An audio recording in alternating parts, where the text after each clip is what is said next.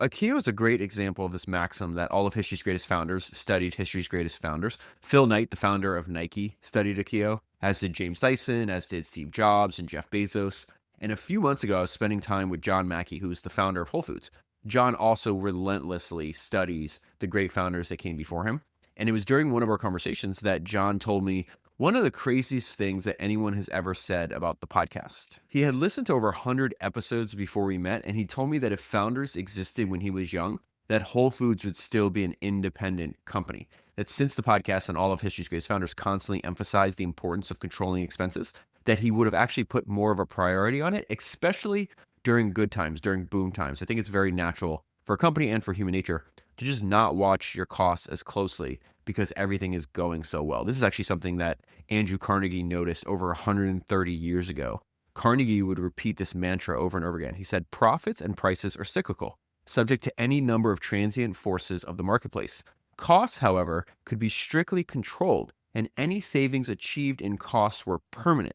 This is something I was talking about with my friend Eric, who's the co-founder and CEO of Ramp. Ramp is the presenting sponsor of this podcast. I've gotten to know all the co-founders of Ramp, and I've spent a ton of time with them. They all listen to the podcast, and they've picked up on the fact that the main theme from the podcast is on the importance of watching your costs and controlling your spend, and how doing so can give you a massive competitive advantage. Akio said that this is something he did naturally, that he was taught that wasting resources was a sin. He starts Sony in a burned out department store in war-torn Tokyo. They actually have to buy the materials they need to make their first products on the black market. They had very little funding, and so they were forced to watch every single penny. That is a main theme for Ramp. The reason that Ramp exists is to give you everything you need to control your spend. Ramp gives you everything you need to control your cost. Ramp gives you easy-to-use corporate cards for your entire team, automated expense reporting, and cost control. There is a line in Andrew Carnegie's biography that says cost control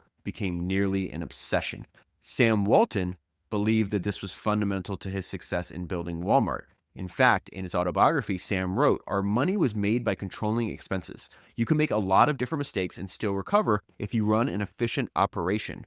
Or you can be brilliant and still go out of business if you're too inefficient." Ramp helps you run an efficient organization. Make history's greatest founders proud by going to ramp.com. Go to ramp.com to learn how they can help your business today. That is ramp.com. 40 years ago, a small group gathered in a burned-out department store building in war-devastated Tokyo. Their purpose was to found a new company. Their optimistic goal was to develop the technologies that would help rebuild Japan's economy. In this gathering was a young engineer, Akio Morita, then just 25 years old. Today, that company is one of the most powerful and respected multinational corporations in the world, Sony, and Akio Morita is its outspoken founder. That is an understatement. The Sony story is one of consistently high-quality merchandise and phenomenally successful marketing strategies masterminded by Morita, who realized he would have to create the markets for Sony's unprecedented products. Morita's striking departure from the traditional Japanese business practice of making decisions by committee led to the spectacular success of Sony. So that is an excerpt from the inside cover of the book that I want to talk to you about today, which is Made in Japan, Akio Morita and Sony. This book was published all the way back in 1986. And I first read it, I don't know, probably 5-6 years ago, and made a podcast about it. I think it's episode 102. But I recently went to Japan for the first time. And before the trip, during the trip, and then on the way home, I was reading this book about the Japanese, about a bunch of founders, the Japanese electronic industry founders from the 60s and 70s. The book is called We Were Burning. And what is so fascinating is how many founders in that book talked about studying Akio and Sony and how that influenced them and gave them the confidence to start their own company 20 to 30 years later.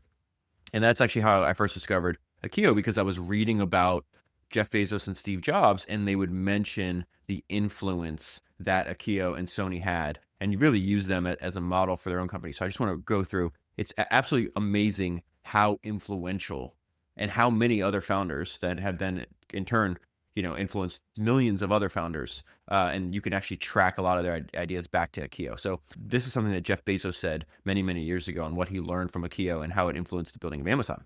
Bezos says, right after World War II, Akio Morita, the guy who founded Sony, made the mission for Sony that they were going to make Japan known for quality. And you have to remember, this was a time when Japan was known for cheap copycat products. And Morita didn't say, we're going to make Sony known for quality. He said, we're going to make Japan known for quality. He chose a mission for Sony that was bigger than Sony. And so when we at Amazon talk about being Earth's most customer-centric company, we have a similar idea in mind. We want other companies to look at Amazon and see us as a standard bearer for obsessive focus on the customer as opposed to obsessive focus on the competitor. Here's what James Dyson wrote as his second autobiography when he was in his 70s. And listen to what he said and what he learned from studying Akio Morita. Think of the Walkman. So the Walkman is one of Sony's most successful products. We'll talk a lot about that. That came from Akio. His own company tried to fight Akio and tell him, no, this is never going to work. Winds up selling like 400 million units. One of the most successful consumer products of all time. And so this is what James Dyson, when he was studying Akio and Sony, what he realized. He goes, think of the Walkman. His company didn't want to do the Walkman because it wouldn't record audio. Akio Morita brought out a tape recorder that didn't record. It played music only. His own company thought it was completely mad. But that is brilliance. That takes balls to say, I'm going to bring out a product that doesn't do what people think it's going to do, but it's going to enlighten their lives. And then Phil Knight, founder of Nike, this is what he said. Like most companies, we at Nike had role models. Sony was one of them. Sony was the Apple of its day, profitable, innovative, efficient, and it treated its workers well. And so Steve Jobs was actually the first person I learned about Akio Morita from, because he talked about admiring the fact that they didn't make Me Too products, that they charge high prices, but they were the best products in the world. He loved their marketing. In fact, the same person, you know how Steve would wear that black turtleneck? He visited Sony and met Akio when Steve was really young, and he loved the uniforms that all the Sony employees wore. And so he asked Akio, like, who designed these? So it wound up being, I think the guy's name is like Izzy Miyake or something like that. And so Izzy's the one that designed Steve's black turtleneck that, he made famous. He had like 100 in his closet. He'd wear it every day. But there is one funny story I read in a Steve Jobs story. And then I'm going to jump into Akio's story because it's unbelievable how Sony starts, after the devastation, literally the lowest point in probably Japanese history, right after the atomic bomb is dropped and the war ends. But Steve Jobs, when he was building the iMac, he was coming up with a name. He didn't have a name. And so he was walking around. He's like, you know what? We're going to call it MacMan, because he was so inspired by Akio's product Walkman. And so everybody around Steve was like, this is a terrible idea. Please don't do this. And so eventually, he corrected course on that and picked iMac, which again is a much more elegant and better name. But I just thought it was really fascinating. So I want to start. It's very fascinating where the book is published in 1886, 40 years after World War II. And yet, where does Akio choose to start his life story, to tell his autobiography? At this time, I think he's in his late 60s when he writes this book. And he decides to start it with his response to hearing about the atomic bomb dropped in Hiroshima. And at the time, he's in the Navy. He had already graduated with a physics degree. And we're going to see a couple things here that's going to jump out that's really important, that are tied directly to the success of Sony, in my opinion, is the fact that Akio had from a young age, immense self-confidence. So he says, I was having lunch with my Navy colleagues when the incredible news of the atomic bombing of Hiroshima arrived. As a technical officer just out of college with a degree in physics, I understood what the bomb was and what it meant to Japan and to me. The future had never been more uncertain. Okay, so imagine if you were in his shoes, you're in your early 20s, you have an understanding because you have a physics degree, what just happened, the fact that Japan has never up until this point lost a war. Most people would be terrified. Listen to his response. And only a young man could be optimistic, yet I had confidence in myself and in my future even then. If you have not listened to the Michael Dell episode I did last week, please listen to it. It might be one of the best episodes that I've ever made. I think it's going to be the most popular episode I've ever made. There's something in Michael Dell's story. Everybody knows, the brand name, but they didn't understand the story. That's really resonating with people. And one of my favorite things that Michael Dell said at 19 years old, Akio's not much older here, right? Saying, I don't know why. I was optimistic at the time when, complete devastation's around me. We'll get into the details of just the environment that he's building Sony in. It's unbelievable. And yet I had confidence in myself and in my future even then. And so what did Michael Dell say? When having this argument with his dad, like, what do you want to do with your life? He's like, I want to compete with IBM from my dorm room with $1,000. And Michael Dell said, was I little full of myself at 19? Sure I was. I think you have to be to do anything important. Let's go back to Akio. When I first heard of the atomic attack on Hiroshima, it struck me that American industrial might was even greater than we realized. It was simply overwhelming. I should have been prepared for it.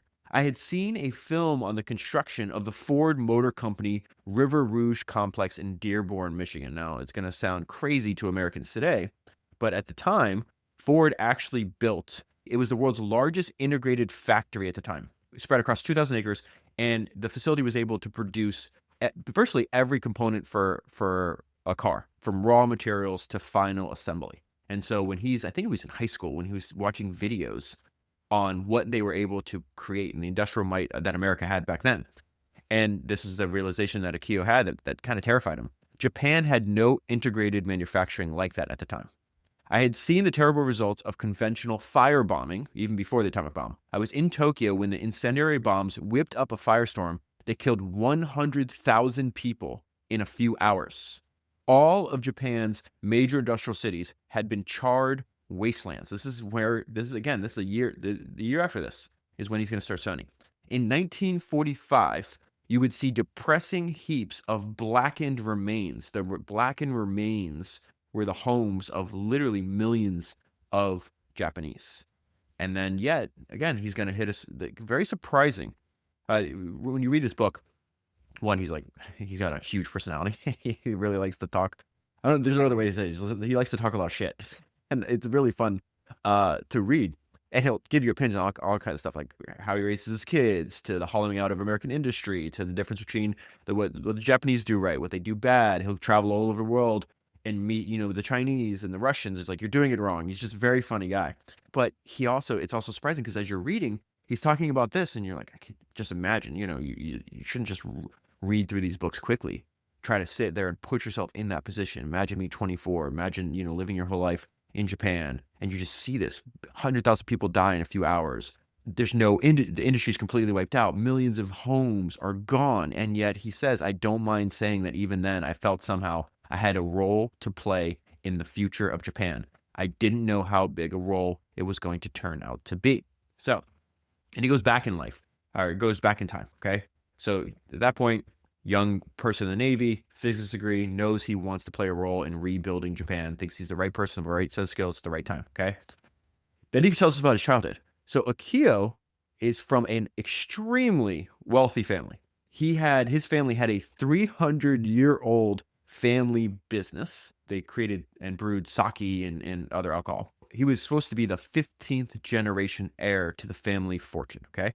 There's actually a lesson about focus in here. I was born the first son and the 15th generation heir to one of Japan's finest and oldest sake-brewing families. The Morita family had been making sake for 300 years.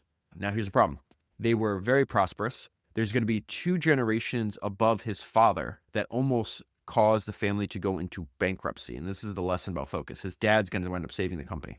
Unfortunately, the taste of a couple generations of Morita family heads was so refined, they spent all their time collecting art and antiques. As a result, the business suffered because they pursued their artistic interests and decided to put the family business in other hands. They relied on hired outside managers to run the Morita company. But to these managers, the business was no more than a livelihood. And if the business did not do well, that was to be regretted, but it was not crucial to their personal survival. So I love this idea. I've talked to you about this over and over again. I think it's really important to reread books that are really important to you.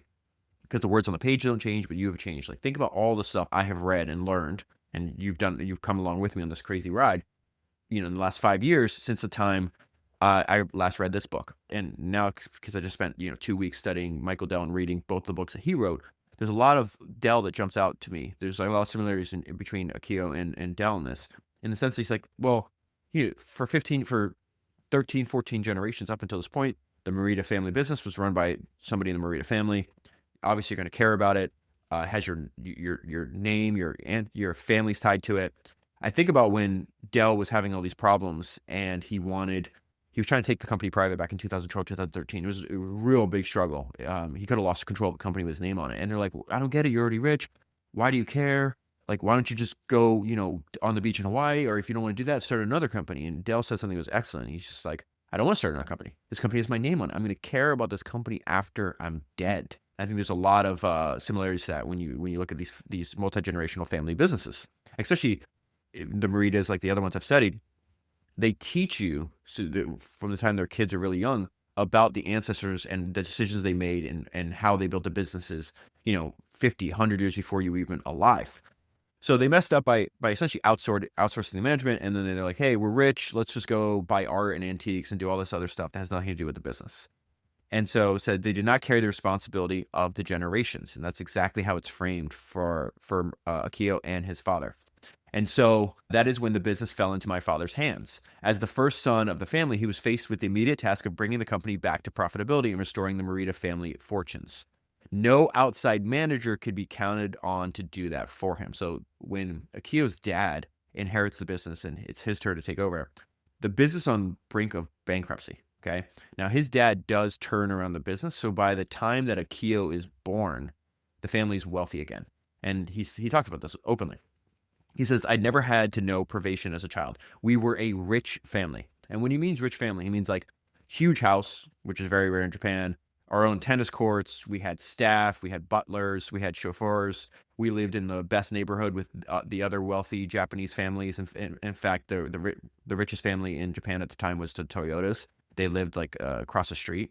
And his parents would prepare him from a young kid, as a young child, to say, hey, you're enjoying the fruits of the labor and the compounding of past generations. And when your father can no longer do it, you're expected to take over as the first son. My father and my mother and father were grooming me to carry on as the heir to the family business. I was taught about my ancestors from early childhood. So they would teach him about the business decisions of previous generations. And this is what he would take away from studying his ancestors. Tenacity, perseverance, and optimism are traits that have been handed down to me through my family genes. My father was determined to give me a business education starting very early. He was a warm and generous father. He spent all of his leisure time with his children. I have many fond memories of my father. So from an early age, Akio is going with his dad, they go to the family office, they go to the breweries. By the time Akio is 10 or 11 years old, he is actually sitting in on board meetings of the family business. Now, he loves his family, he's fascinated in business, but that wasn't his obsession. He finds his obsession very similar to Michael Dell, is the fact that he's obsessed with electronics. There's all these like hobbyist and amateur ways to create their own homemade electronics for essentially the first time in history, at least in Akio's life. And so one of Akio's relatives was this amateur engineer, and he built his own electric phonograph. So a way to play back recorded music. He just couldn't believe that he was able to like take these parts, buy these parts, and then learn how to do this basically himself, and like to make amateur electronic devices that he could use. And so making radios was actually becoming, like little ham radios, was becoming a very popular hobby in Japan. So he says, I began to buy books about electronics, and I subscribed to all the magazines that contain all the latest information about sound reproduction in radio. And that's exactly what Michael Dell did for computers. And that would be about 40 years later than when Akio's doing it in Japan for essentially radio. Soon I was spending so much time on electronics that it was hurting my schoolwork. I was devoting nearly all my after-school hours to my new hobby. I had to teach myself because the subjects I was really interested in were not taught in school in those days. I became so engrossed in my electronic tinkering that I almost flunked out of school. So by the time he graduates high school, his dad expects him, you're going to go to college and you're going to study business, you're going to study economics. And Akio's like, no. I think it's already obvious. He's unmanageable. You're not going to be able to tell this guy to do anything that he doesn't want to do. And so he'd already started studying physics in high school, and he just completely fell in love with it. And so he says, this is also the age when he realizes that he has higher levels of determination than most other people. I don't think there's a Kindle version of the book, or else I would have bought it just to search to find out how many times the word, I'm determined, or the phrase I'm determined, or determination is said. He repeats it over and over again from a young age till all the way up until, he's building Sony. He's constantly repeating, I'm determined. I was very determined. So my father was just disappointed that I did not choose to study economics. He expected me to assume my role in the family business. He believed that physics would eventually only be a hobby. But Akio said that he wanted to study physics because he wanted to know why things worked. So he had an obsession with physics. He had an obsession with electronics.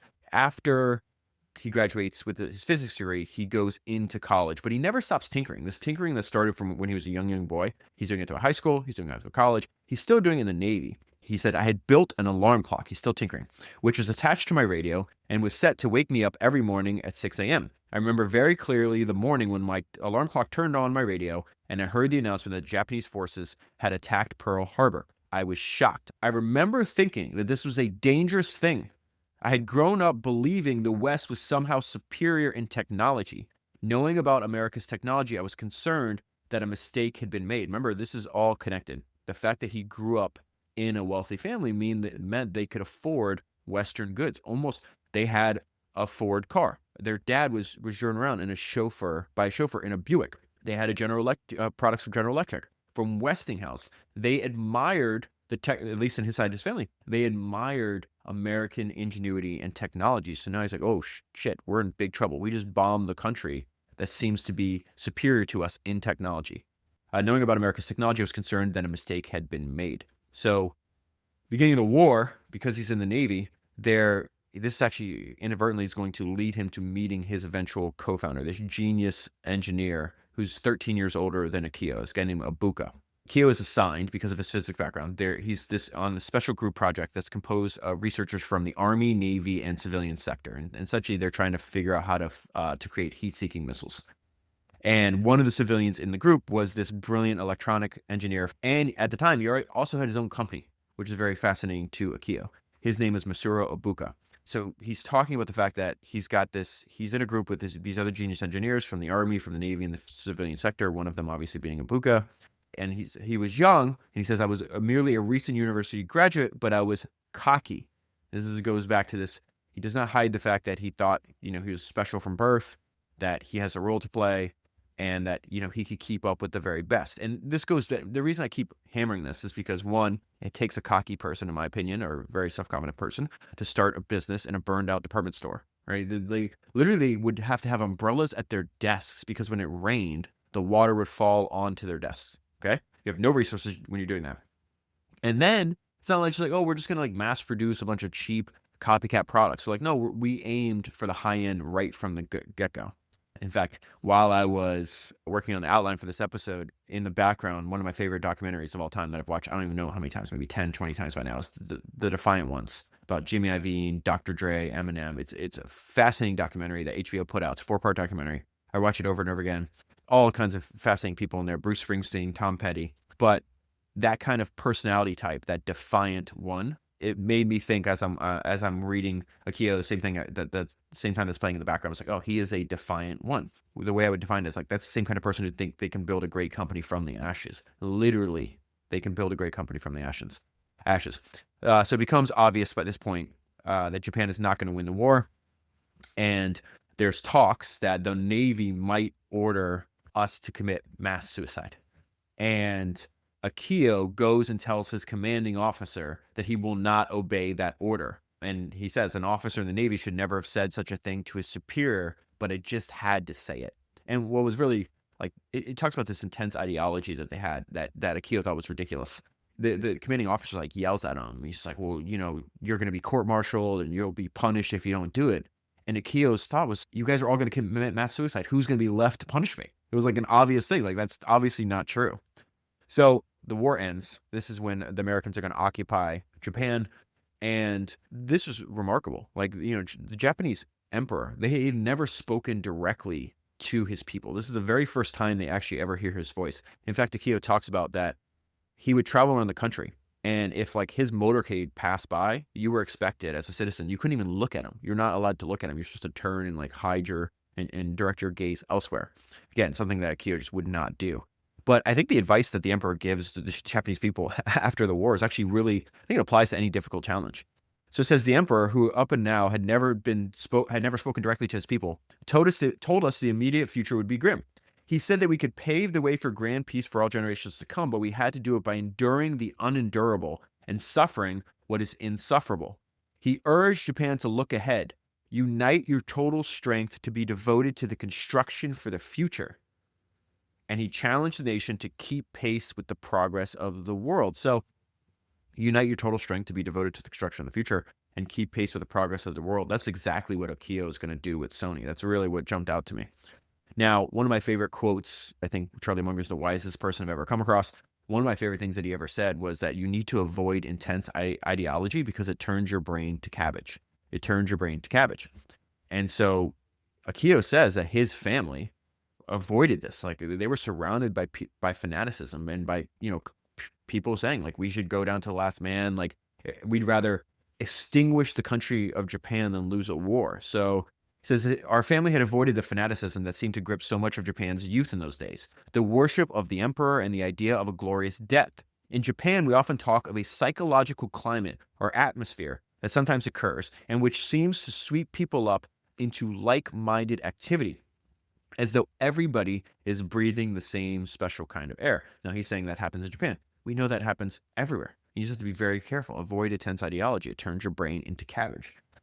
Now, this is one of the most inspiring parts of the entire book.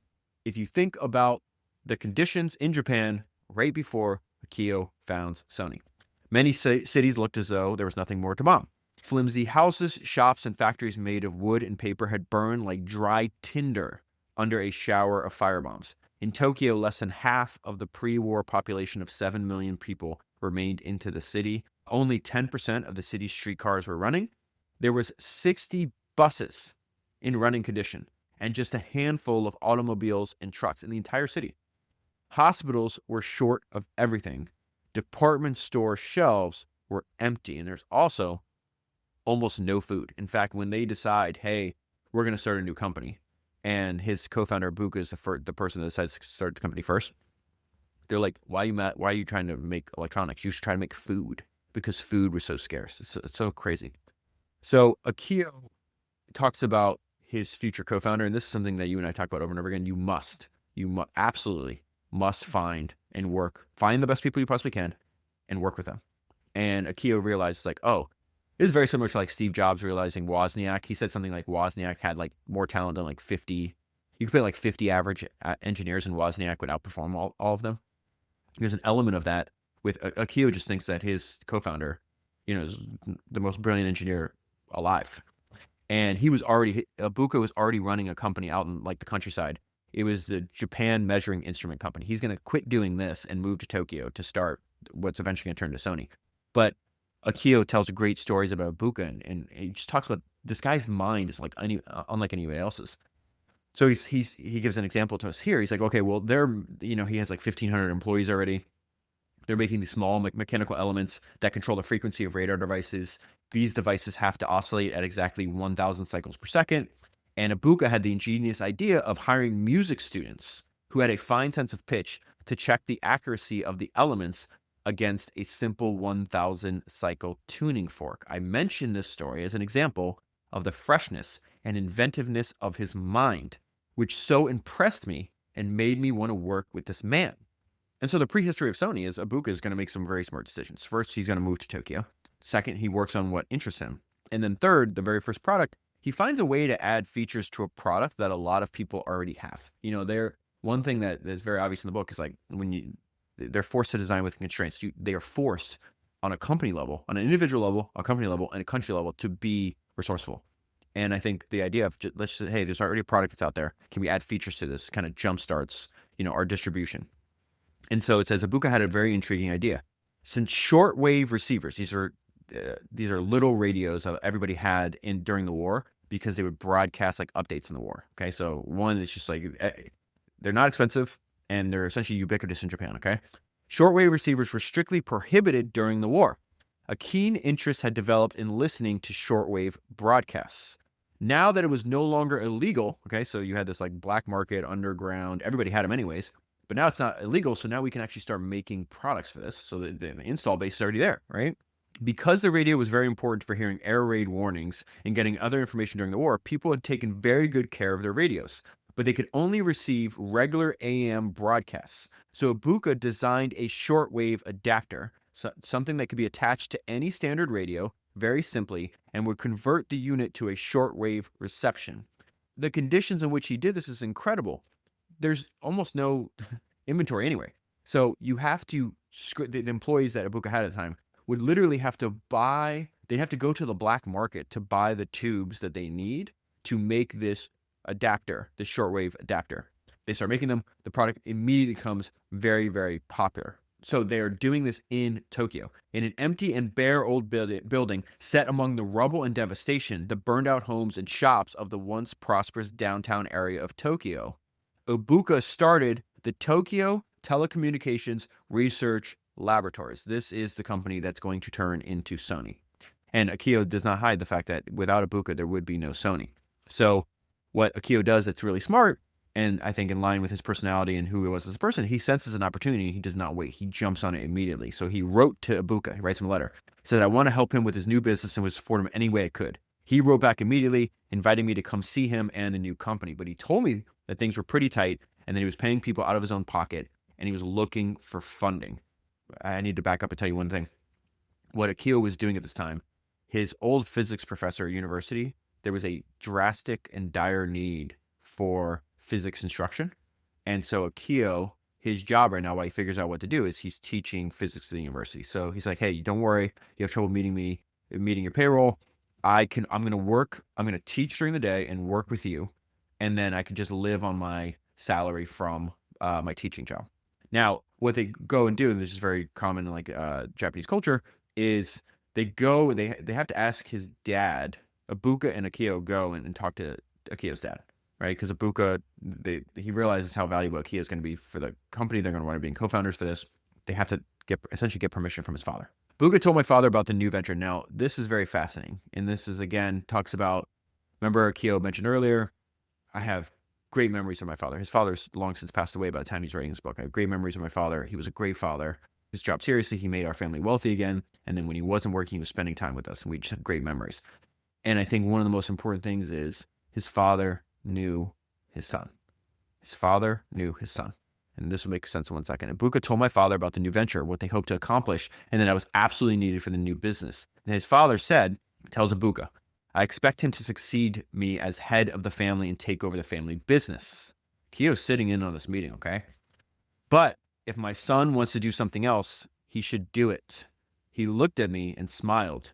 You are going to do what you like best. He knew his son. He knew his son. That's one of the best things that he could have ever done for his son. So this is the early, and they're going to wind up helping because they go to his dad, Akio's dad, for loans. He winds up loaning him money. They convert that money into equity, and then his dad's going to make a lot of money on the Sony stock. This is very fascinating. The early days of Sony, no money, workspace in an old bombed out building, and a company of misfits. I don't know why it brings like tears to my eyes. It's just funny. This section, this section's gonna be funny.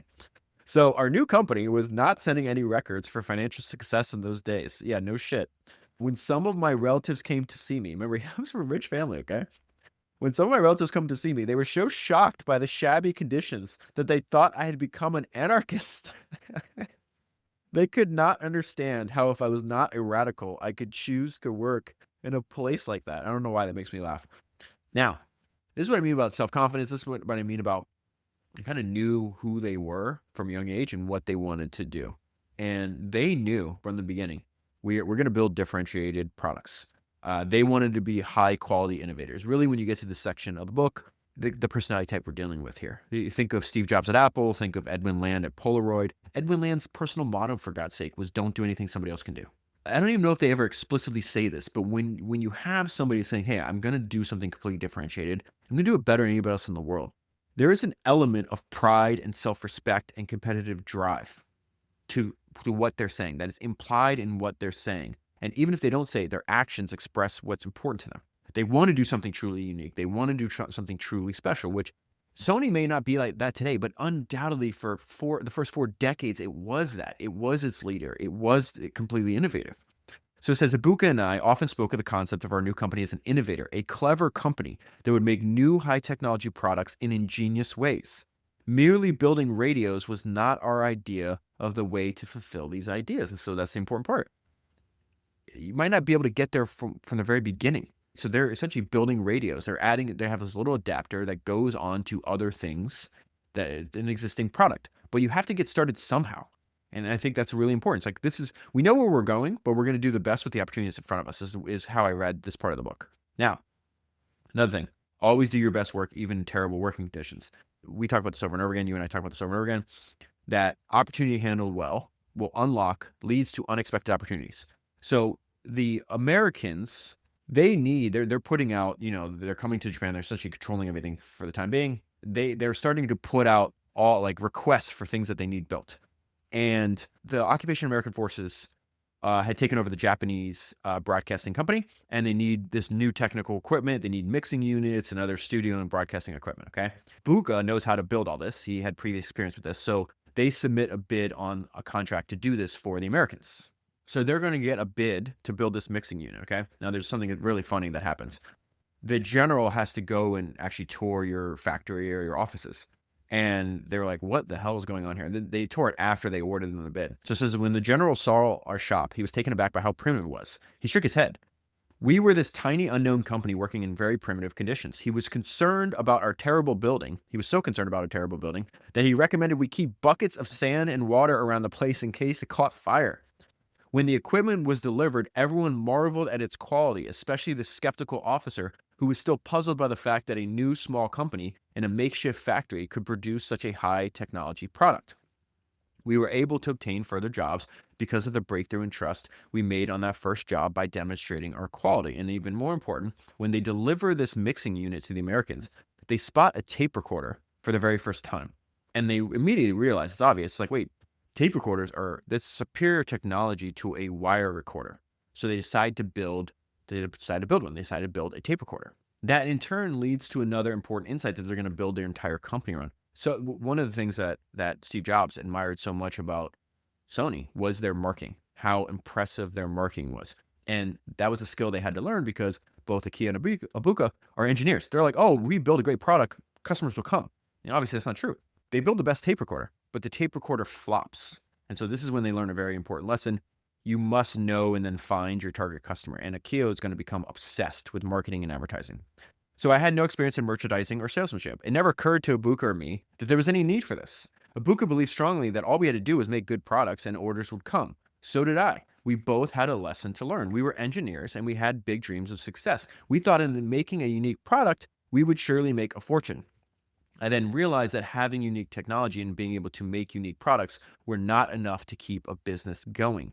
You have to learn to sell the products. And to do that, you have to show the potential buyer the real value of what you're selling.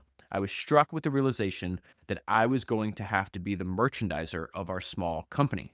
And so at the beginning, they try to sell the tape recorder just like normal people. Like they'll do demonstrations on the street and everything. And people are like, oh, that's kind of cool. But, it's kind of a toy and it's really expensive. So like, I'm not sure why I would buy that. It's definitely not going to spend that much money on it. And he realized like, oh, I need to find people that have a problem to solve. And then they'll understand the value immediately. He says, I knew that to sell our recorder, we'd have to identify the people and institutions that would be likely to recognize the value in our product. It wouldn't be a toy for them. It'd be a tool. There was an acute shortage of stenographers because so many people had been pushed out of school and into war work. Until that shortage could be corrected, the courts of Japan were trying to cope with a small, overworked corps of court stenographers. And so what they realized is the tape recorder would be very effective to record all of this instead of having somebody that needs to type it right away, right? We were able to demonstrate our machine for the Japanese Supreme Court, and we sold 20 machines instantly. Those people had no difficulty realizing how they could put our device to practical use. They saw the value in the tape recorder immediately. And so one thing that was very consistent with Akio and Ibuka was the fact that they were always on the lookout for developments of new technology made by other people and how they could take advantage of that. So they followed the work of Bell Labs, for example, very closely. And when the transistor was invented, they realized, oh, this is going to help us make a lot of these devices that already exist.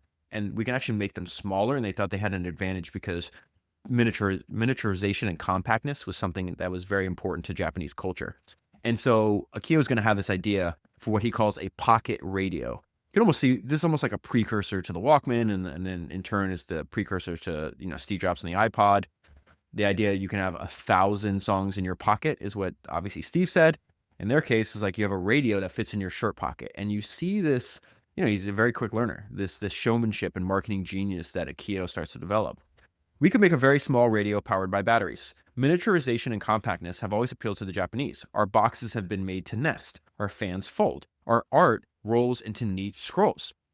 We set as our goal a radio small enough to fit into a shirt pocket. Not just portable, I said, but pocketable. Now, we like the idea of a salesman being able to demonstrate how simple it would be to drop it into a shirt pocket. Problem is, the product they make was slightly bigger than a standard men's shirt pocket, and that gave us a problem. So, what do you do when your pocket-sized radio doesn't fit in a pocket? You make the pocket bigger, of course. We came up with a simple solution. We had some shirts made for a salesman with slightly larger than normal pockets, just big enough to slip the radio into. Now, there's something in this also story that I think is really important for people to understand. Products don't compete, companies do. Products don't compete, companies do. So there's an American company called Regency that put out a pocket radio a few months before ours, but the company gave up without putting much effort into marketing it. So I can't understate or overstate rather how important advertising, promotion, and educating the market is for these new products to Akio is. He will literally threaten to fire people if they don't listen to him, or if they're not spending the budgets he wants to spend when he launches new products. And so this idea is like he has the kind of disdain for other companies that don't put much effort into marketing. And so this American company called Regency, okay, they had the radio, they had the market to themselves for a few months. The company gave up without putting much effort into marketing it. As the first in the field, they might have capitalized on their position and created a tremendous market for their product, as we did. But they apparently judged mistakenly there was no future in the business and gave it up. So a few years into Sony, they're starting to get traction. They're developing the ability to not only create new products, but also market them. And Akio decides, hey, I'm going to go all over the world, and I'm going to visit other companies and factories, and I want to learn from them. And I want to pull out one thing that he found really, really inspiring, which is, at the time, one of the most successful companies in the world was Philips. It was my first visit to Philips that gave me a new insight. It was a surprise to me to find the great Philips of my imagination situated in a small town in a small corner of a small agricultural country. I was taken with the thought that a man born, that's Dr. Phillips, I was taken with the thought that a man born in such a small, out-of-the-way place could build such a huge, highly technical company with a fine worldwide reputation. Maybe, I thought, we could do the same in Japan. So now he starts understanding the why behind Sony, okay? We're going to change the image of Japanese products, as at the time they were thought of poor quality. It's exactly what Jeff Bezos said earlier. They were copycats of low quality. In fact, one of the astonishing things in the early days of Sony, the reputation of poor quality for Japanese products was so well known that in the early days, Sony would print made in Japan as small as possible on its products. So sometimes it was so small you couldn't even read what it was. And so another thing that Akio realizes that's really smart is, if I want to make products known for quality, I need to target an affluent audience that can actually afford to pay for quality. And so he says the Japanese company must export goods in order to survive. It became obvious to me that if we did not set our sights on marketing abroad, we would not grow to be the kind of company that Ibuka and I had envisioned. We wanted to change the image of Japanese goods as poor in quality. And if you're going to sell high quality, expensive product, you need an affluent market. And that means a rich, sophisticated country. And I'm going to get to this in a little bit, but Akio takes a very drastic measure when he realizes, oh, America is so important to the future of our company that I'm going to move at the drop of a dime my entire family there. I have to be able to sell to Americans, I have to understand them, so therefore I have to live like an American. This guy is incredible. I'll get there in a minute. I want to go back to this because he talks about something over and over again. Marketing is just communication. So you have to be able to communicate directly. He does not like intermediaries. He doesn't want anybody in between him and his end customer. He talks about why this is so important. He talks about the importance of laying the groundwork, of very slowly educating the market before you release the product. There's a lot of great ideas in here that I think are timeless. Marketing is really just a form of communication. In the traditional Japanese system for distributing consumer products, the manufacturers are kept at arm's length from the consumer. Direct communication with the consumer is all but impossible. That is not good enough for Akio. We realized from the beginning that it would not serve the needs of our company and its new advanced technology products. Okay, so they want to set up their own stores. They're going to go direct to the consumer.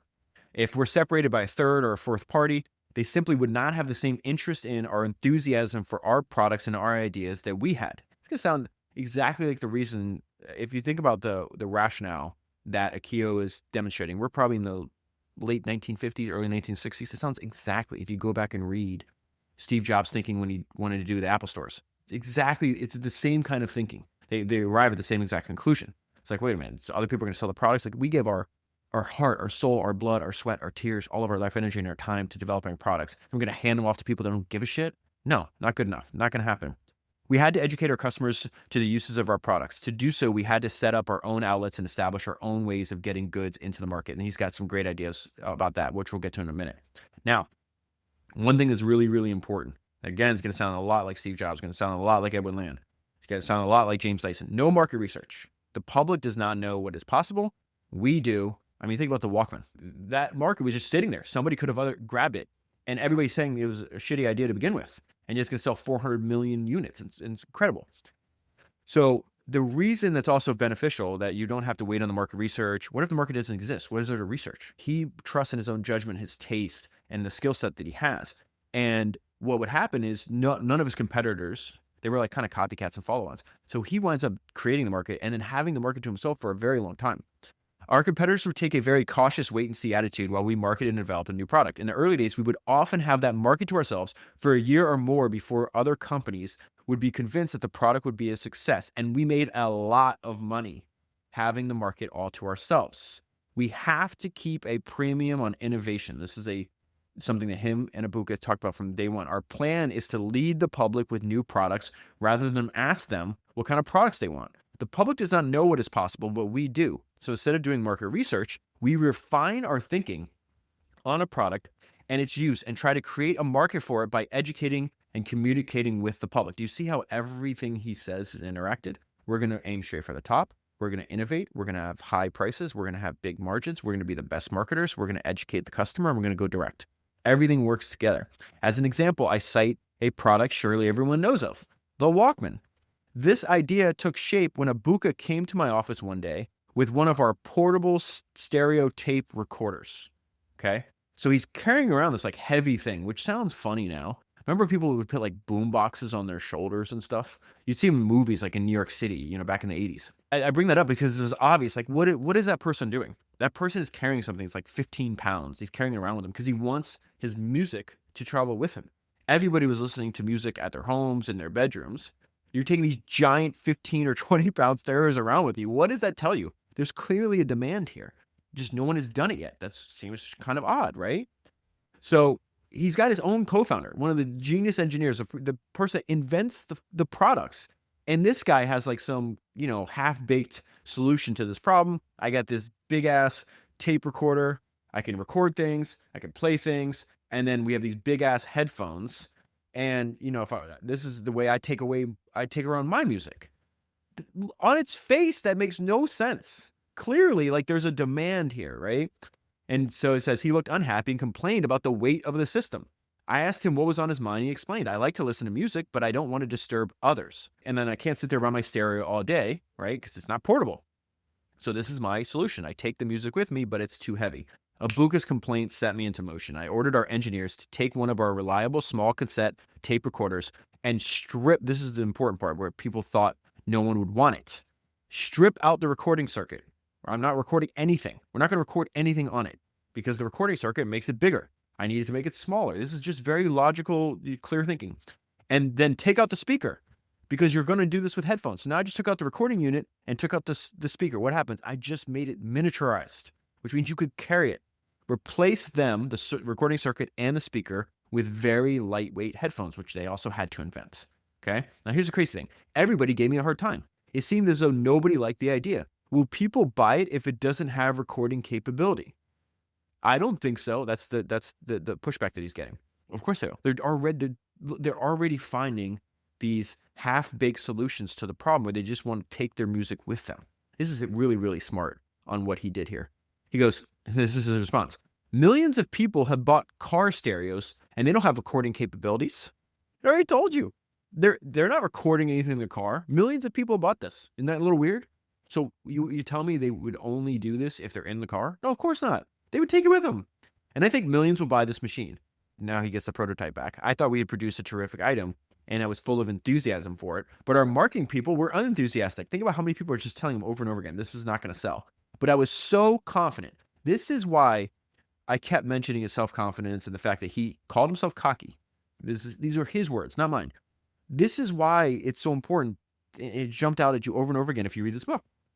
And it's why I kept bringing it up to you. What did Nolan Bushnell, who mentored Steve Jobs, who helped shape Steve Jobs' thinking, he hires Steve Jobs when he's 19. What did he say? He says that only the arrogant are self-confident enough to push their ideas onto other people. What did Edwin Land say? That when you create a new product, people think, oh, I got to push it through staunch opposition. He's like, no, it's going to be staunch indifference. No one's going to give a shit. You have to push. You have to be the one pushing through your new product, your new invention through indifference. You have to make people care about them. Every single step of the way, from his engineers to his marketing people to asking people around him, like, this is stupid, no one's going to buy it. This is why it's so important. He says so, but I was so confident that the product was viable that I said I would take personal responsibility for the project. He used his unusual levels of self-confidence to push past all the naysayers in his own company. I never had a reason to regret it. The idea took hold, and from the very beginning, the Walkman was a runaway success. My point in telling the story is simple. I do not believe that any amount of market research could have told us that the Sony Walkman would be successful. Another lesson from Akio in his autobiography is that if you know why you are doing what you're doing, hard decisions become a lot easier. So he says, I turned down a chance to make big profits. The buyers thought I was crazy, but even though our company was young and I was inexperienced, time has shown that I made the right decision. So he's going and he's demoing this product. This is one of these radios that the early days of Sony that they're making. And it's this giant company called Bulova. It says the people at Bulova liked the radio so much that their purchasing officer said, we definitely want these. We'll take 100,000 units. 100,000 units. I was stunned. It was an incredible order worth several times the total capital of our company. He told me there's one condition. We have to put the Bulova name on the radios. So yank off your Sony name. You're going to manufacture and make it, but you're going to put it on we're going to put our name on the product. That stopped me. I had vowed that we would not be an original equipment maker for other companies. We wanted to make a name for our company on the strength of our own products. We would not produce radios under another brand name. When I would not budge, he got short with me. Our company name is a famous brand name and it's taken over 50 years to establish. No one has ever even heard of your company. Why not take advantage of ours? I understood what he was saying, but I had my own view. I said, 50 years ago, your brand name was just as unknown as our name is today. I am here with a new product, and I am now taking the first step for the next 50 years of my company.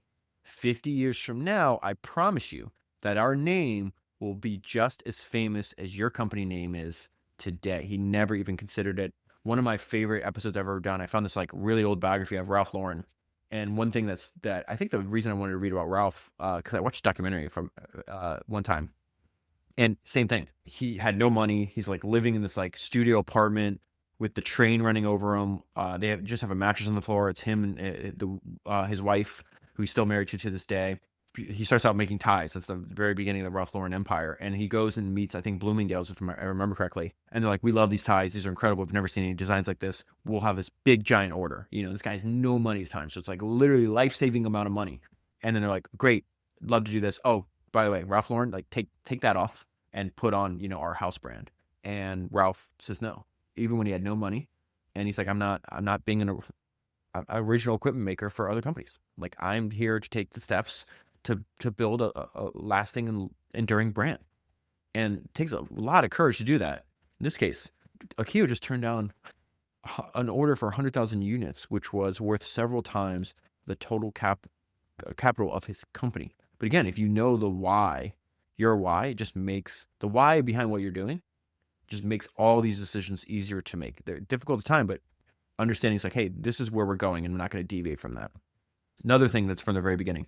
We're going to be the best. We're going to aim straight for the top. This is something they talk about over and over again. We were not interested in producing low quality goods just to make money. What I had in mind was class and high quality. Later on, he talks about, we wanted to be Sony. We viewed Sony as a pioneer. Sony is a pioneer. It never intends to follow others. The company will always be a seeker of the unknown. That is a great line. The company will always be a seeker of the unknown. The road of a pioneer is full of difficulties. Next thing he does, I already mentioned this earlier, America is very important to our company, so I'm going to move there. I needed to know more about how Americans lived and how they thought. I realized that my future would depend on the United States. I would move my family to the United States and experience the life of an American. Now, Sony winds up being the first Japanese company to sell their stock in the United States. So he says, I realize what a disruption this move would be for my family, but I'm a believer in the total immersion theory. So his kids are young at the time. His wife was a massive supporter of him. So they literally come over, and I think he's the only one that speaks any English. His kids have to learn English. They're going to a school where, they're the only Japanese people there. His wife, has to build a social circle where she doesn't even speak the language. So he's not exaggerating. He says, I'm a big believer in total immersion theory. He then takes an idea that worked in Tokyo, and he's going to import it into New York. Well, the way I would describe this is David Ogilvy has this great line where he says only first-class business, and that in a first-class way. I think Akio would agree with that. So he had opened a showroom in the Ginza district in Tokyo. Remember he was talking about earlier, it's like, I don't want people, we put blood, sweat, and tears into making these products. I don't want people in between us and our customer. I'm just not interested in that.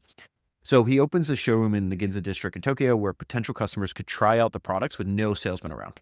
And it winds up becoming like a massively popular place for people to gather and to hang out. He talks about like the advertising value of that showroom was enormous. And he's like, okay, if I want to do the same thing in New York, where do I go? He's like, well, if I want to reach the people who had the money to afford to buy our high-priced products, then Fifth Avenue is obviously the place to find them. So he takes the idea from the Ginza district and he does it on Fifth Avenue. Now, this is important because something that he repeats throughout the book, it is our policy to charge a premium for our products. We at Sony have always been fanatics about quality. So he talks about quality and high prices over and over again. Ibuka and I knew we were after quality above every single thing. And he knows to be the very best, to go after the highest quality, you have to be an extreme person with unreasonable, what many people would deem unreasonable, expectations. And he applies it to himself, his kids, applies it to his business, applies it to maintaining physical and mental discipline. This was very interesting. So he says, when I attended school, discipline was very strict, and this included our physical as well as our mental training. Our classrooms were very cold in the winter. We didn't even have a heater, and we were not allowed to wear extra clothes. In the Navy, I was indoctrinated into hard training. In boot camp every morning, we had to run long distances before we could get our breakfast. In those days, I did not think of myself as a physically strong person. Yet under such strict training, I found I was not so weak after all. And the knowledge of my own ability gave me confidence in myself that I did not have before. It is the same with mental discipline. Unless you are forced to use your mind, you become mentally lazy and you will never fulfill your potential. And so he's talking about the schooling that he had, the fact that other institutions and people held him to a high standard. He wound up matching that standard. That in turn gave him confidence. And so he's looking around. He's like, well, Japanese schools have gotten soft. I'm in America. He says most American schools are way too permissive. So he winds up sending his son to a very strict boarding school. So he lives like his own philosophy. He thought it was beneficial for his own life, and then he passes on obviously to people inside Sony, but also to his family. Now, I did come across one of these. This is the single best idea, not single, the most memorable idea that I've never forgotten. When I read this book for the first time 5 years ago, that I think it can be applicable to anybody else, and that is hire a paid critic. So he finds this guy named Noriya Oga, who was a vocal arts student at Tokyo University, and he was testing and a fan of the early Sony products back in 1950. So he would test their very first audio tape recorder. And Akio says, I had my eye on Noriya because for a bunch of years because of his bold criticism of our first machine. He was a great champion of the tape recorder, but he was severe with us because he didn't think our early machine was good enough. He was right, of course. Our first machine was rather primitive. We invited him to be a paid critic, even when he was still in school. His ideas were very challenging. This is what Noriya said that he was trying to do at Sony. He says, a ballet dancer needs a mirror to perfect her style, her technique. A singer needs the same. His criticism and taste was so valuable that at the time the book was published, Noriya, who starts out as a paid critic, is now the president of Sony. Another thing Akio preaches is he spent a lot of times with especially as he gets older, with the youngest Sony employees. He would have dinner with them every night. He'd surround himself with them. They're obviously the ones that lead him to like the latest technologies. He gets older, but he also like genuinely cared for their well-being and didn't want them to stay at a company where they didn't believe in the mission or they weren't happy. And I think this is advice that he would give to younger people, and I think it's just excellent. It's just like, if you're going to work in a job that you hate, you're going to wind up getting to the end of your life and hating your life. Let's say you only work 8 hours a day, like a normal schedule. That's still half of the time that you're awake. If you sleep for 8 hours, you work for 8 hours, you get 8 other times. Like 50% of the time you're awake, you hate what you're doing. How's it possible you're going to get to the end of your life? It's like, oh, I had a great life. It's just impossible. Nobody can live twice. In the next 20 or 30 years is the brightest period of your life. You only get it once. When you leave the company 30 years from now, and when your life is finished, I do not want you to regret that you spent all those years here. That would be a tragedy. I cannot stress this point too much, that it is your responsibility to yourself. The most important thing in the next few months is for you to decide whether you will be happy or unhappy here. He learns a few things through spending time with all these young people in the company, and he actually found a unique way to, at this point, Sony's a massive company, tens of thousands of employees. It's just impossible for him to know everybody like he did in the early days. And so he found a unique way to identify bad managers. So he says, I used to have dinner with many young lower management employees almost every night, and we would talk until late. And so he's having this conversation one night, and this person keys him in on the fact that he has a blind spot that he needs to fix. Before I joined this company, I thought it was fantastic. It's the only place I wanted to work, but I work for this section chief, and he represents the company. But he is stupid, and everything I do or suggest has to go through this guy. I'm very disappointed that this stupid section chief is Sony as far as my career is concerned. This was a sobering thought for me. I realized there might be many employees in our company with problems like this, and we should be aware of their dilemmas. I started a weekly company newspaper where we would advertise job openings in other parts of the company. And then we made it possible for employees to apply to those other jobs confidentially. Why is that so smart? We've had many cases when we discovered a manager was inadequate because so many people working under him asked to be transferred. We learn a lot by listening to our employees. Wisdom is not the exclusive possession of management. And then he talks more and more about his management philosophy. He talks about the difference where most of his competitors, he thought he had an advantage because they essentially manage for like next quarter. And he was fine making investments that'll pay off 5-10 years in the future, especially around marketing and advertising and the launching of a new product. Like if he does a great job and invests a lot of money into educating the customers about the product, making more people aware of the product's existence, it may look like he's spending a lot of money now, but if you can turn these people into fans and customers of your company 5, 10, 15 years, think about not only how much money they'll buy in other products for your company, but how many other people they tell about the company, which it seems like that should be obvious, but if you actually look at, and he talks about this a lot, if you actually look at the behavior of people, like they're so short, it's just so natural for them to err on the short term. So he says, the world of business has some peculiarities. The remarkable thing about management is that a manager can go on for years making mistakes that nobody's aware of. This is because management is an elusive thing. It cannot be judged by next quarter's bottom line. Managers can look good on the bottom line, but at the same time, they could be destroying the company by failing to invest in the future. A Sony president was reluctant to spend the money on promoting a new product. He said if we spent a lot and it didn't bring in enough sales, we would lose money. I told him over and over again, you must consider the return that comes in 5 or 10 years, not just the immediate return. They wind up, this goes on for a while in the book, and they keep fighting. The Sony president and Akio keeps fighting about the advertising and marketing plan for this new product. So they went fighting about this for quite a while, and then Akio can't sleep one day and just calls him in the middle of the night. And he goes, I finally said, if you're not going to spend $1 million or $2 million in this campaign in the next 2 months, I'm going to fire you. My argument again and again was that by saving money instead of investing it in the business, you might gain a profit on a short-term basis. But in actual fact, you are cashing in on assets that have been built up in the past. And so that is why they're constantly, if they just said, oh, we're going to make the Sony Walkman, and maybe the Walkman's successful for 10 years, 15 years, eventually they know they're in a technology business. The technology, they can't stop it. He talks about it over and over again. He would teach his managers. He's like, listen, we need to harness technology. You can't fight against it. It's a phenomenon that we have to utilize. There's nothing we can do. Once new technology is developed, we can't just dig our head in the sand, put our head in the sand. We have to learn the new technology, and then we have to use it to invent new products. So he talks about it over and over again. And so the way that Akio would educate customers about a new product was actually inspired by a very old Japanese tradition. I'm going to attempt to pronounce this. You know how it goes with this, with me and pronunciation. Nimawashi, okay? The thing that educating customers and Nimawashi both have in common is time. One must prepare the groundwork among the customers before you can expect success in the marketplace. It is a time-honored Japanese gardening technique to prepare a tree for transplanting by slowly and carefully binding the roots over a period of time, bit by bit, to prepare the tree for the shock of the change it is about to experience.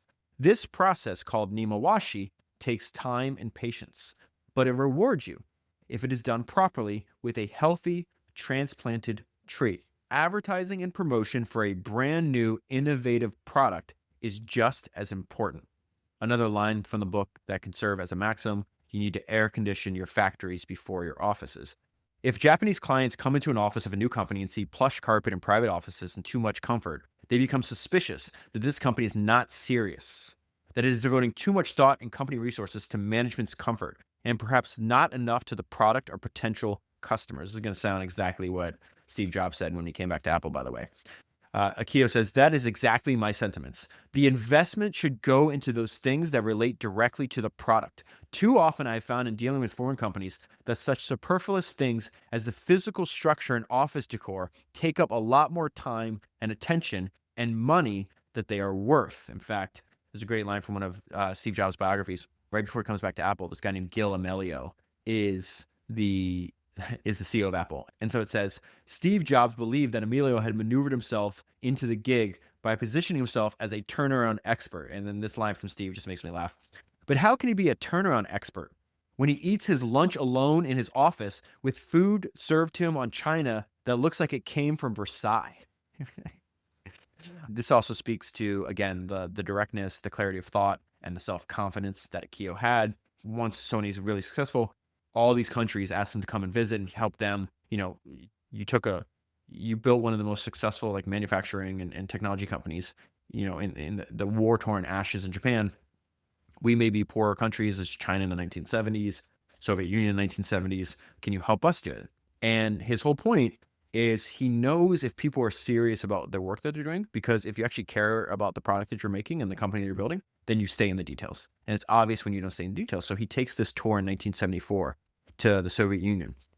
And because they're like, we want to work with Sony, can maybe you move some of your manufacturing here?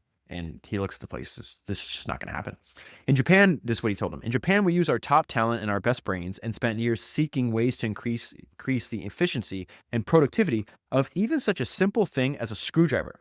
We have racked our brains and made detailed studies and experiments to decide just what is the exact and precise temperature for a soldering iron in each particular application. You do not make any such effort here.